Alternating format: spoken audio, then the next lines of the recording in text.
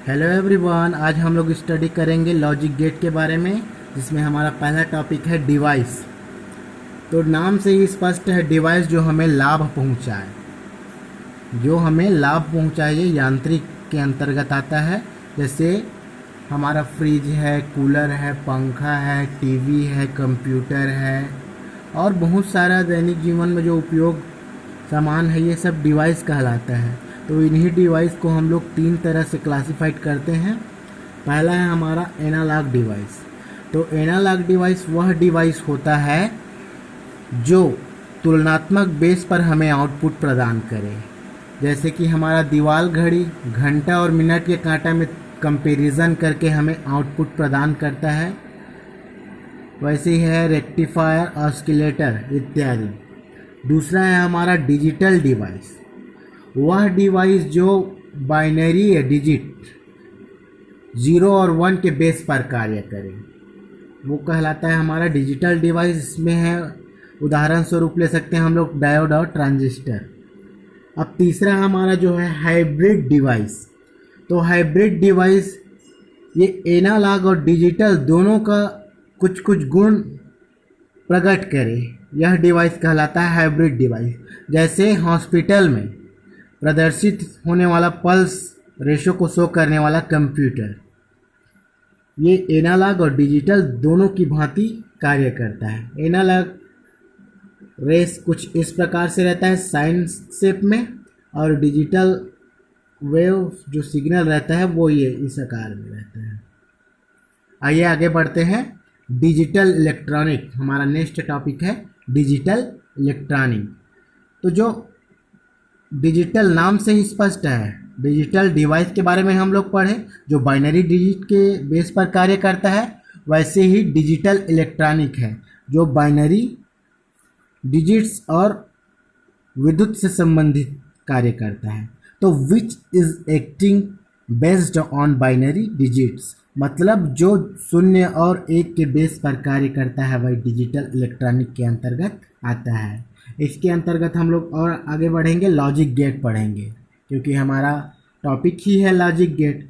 तो logic gate नाम से स्पष्ट है, डिजिटल इलेक्ट्रॉनिक की दुनिया में प्रवेश कराने के लिए लॉजिक गेट ही उसका मेन गेट है। यहीं से हम लोग डिजिटल दुनिया में प्रवेश करेंगे। There are classified into 2 types.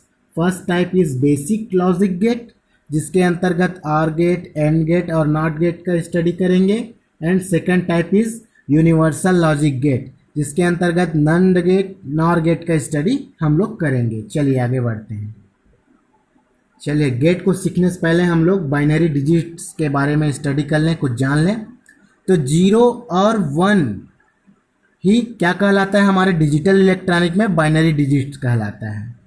0 को हम लोग लो या फॉल्स भी बोल सकते हैं और 1 को हाई या ट्रू भी बोल सकते हैं।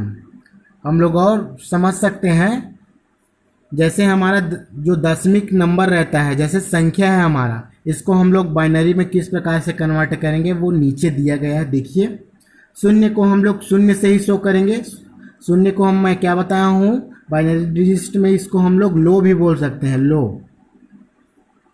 1 को 1 से शो करेंगे, 2 को 1 0, 2 को 1 0, 3 को 1 1, 4 को 1 0 1, 5 को 1 0 1, 6 को 1 1 0, 7 को 1 1 1, 8 को 1 0 0 0, 9 को 1 0 0 1, 10 को 1 0 1 0। ये होता है कुछ इस प्रकार से, देखिए। ये हमारा पोजीशन है 1 का, ये होता है हमारा 1।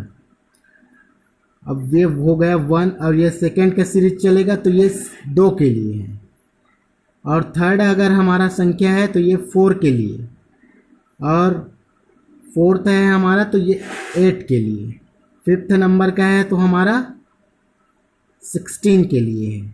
तो ये धीरे आगे आगे बढ़ते जाएगा। ये 1 से 2 हुआ, 2 से 4, 4 से 8, 8 से 16, 16 से 32, 32 से 64, ये इसी सीरीज में बढ़ते जाएगा।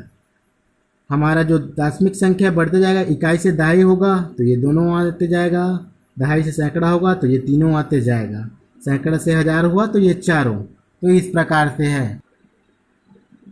एक एग्जाम्पल ले लेते हैं हम लोग। मान लो हमें 33 लिखना है, हमें क्या लिखना है, 33 लिखना है, वो भी बाइनरी अंकों में। तो देखिए ये 16 का स्थान है, तो 16 के नीचे के 1 को लिखेंगे। 33 लिखना है, तो ये 32 के नीचे के 1 को लिखेंगे, तो ये 32। अब उसके बाद देखिए 1 2 3 4 इस सबको जीरो करना है, क्योंकि हमें 8 बस चाहिए। तो 1 2 3 4 और ये है हमारा 33। चलिए और आगे बढ़ते हैं। हम लोग बेसिक लॉजिक गेट स्टडी करते हैं, जिसके अंतर्गत हम लोग 3 गेट पढ़ेंगे, और गेट, एंड गेट और नॉट गेट। जिसमें हमारा पहला है और गेट। और गेट में क्या होता है, मैनी इनपुट्स हो सकता है, इसमें बहुत सारे इनपुट्स हो सकता है, किंतु आउटपुट केवल एक ही प्राप्त होगा। देख लीजिए सिंबल दिया गया है, इसका सिंबल कुछ इस तरह से बनता है, जिसपे हम लोग 2 इनपुट लिए हैं समझने के लिए। इसमें हम लोग बहुत सारा इनपुट ले सकते हैं, इसका आउटपुट केवल एक ही प्राप्त होगा। इसको बूलियन एक्सप्रेशन में कुछ इस तरह से शो करते हैं। इसका जो आउटपुट होता है इसके सभी इनपुट के योग के बराबर होता है। इसको हम लोग कुछ इस तरह से पढ़ते हैं, ए आर बी। इसको हम लोग क्या पढ़ेंगे, ए आर बी। अगर इनमें से कोई सा भी इनपुट अगर हाई है तो इसका आउटपुट एब्सोल्युटली हाई मिलेगा। अगर सभी इनपुट लो होता है तो इनका आउटपुट भी लो प्राप्त होगा। इसका ट्रुथ टेबल भी दिया गया है नीचे में, देखिए इनपुट और आउटपुट। इसमें हम लोग इनपुट लेने का यही तरीका है, पहले एक इनपुट और दूसरा इनपुट, तो इसमें 0 0 उसके बाद 1 1, सेकेंड वाले को 0 1 0 1 के फॉर्म में लेते हैं। तो देखिए 0 R 0 0 हो जाएगा, 0 R 1 1, 1 R 0 1 1 R 1 1। Thank you.